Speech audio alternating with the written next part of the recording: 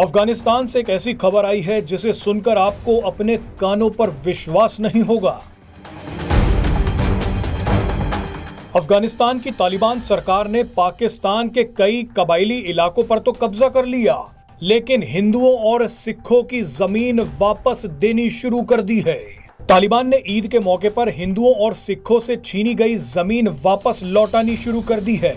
ये खबर सुनकर पाकिस्तान को सांप सूंघ गया है। आपको बता दें कि अफगानिस्तान में दशकों तक चले अत्याचारों के बाद हजारों हिंदू और सिख देश छोड़कर चले गए थे। उसके बाद जब अफगानिस्तान में अमेरिकी सेनाएं घुसी तो अमेरिका समर्थित सरकार से जुड़े कई लोगों और अफसरों ने हिंदुओं और सिखों की जमीन पर कब्जा कर लिया। लेकिन तालिबान की सरकार ने अब इन्हीं अफसरों के कब्जे से हिंदुओं और सिखों की जमीन छुड़वानी शुरू कर दी है। तालिबान तेजी से अपनी छवि बदलने की कोशिश में लगा हुआ है। तालिबान कुछ हिंदू और सिख परिवारों की देश में वापसी की तैयारियां भी करवा रहा है।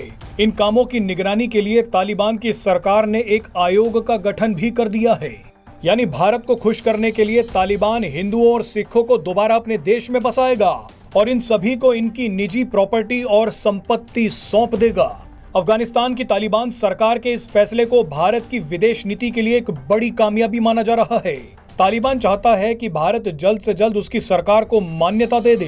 तालिबान सरकार चाहती है कि भारत दोबारा से अफगानिस्तान में निवेश शुरू कर दे।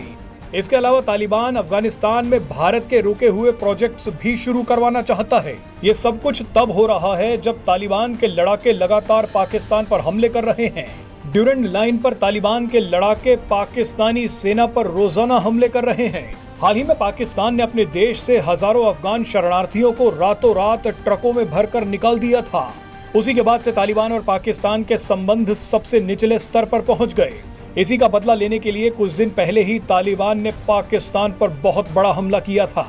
तालिबान सरकार ने पाकिस्तान को घुटनों पर लाने के लिए कराची बंदरगाह को छोड़कर चाबहार पोर्ट का इस्तेमाल शुरू कर दिया। चाबहार पोर्ट का निर्माण भारत ने किया है। अब अफगानिस्तान एक्सपोर्ट्स और इंपोर्ट्स के लिए चाबहार पोर्ट का इस्तेमाल कर रहा है।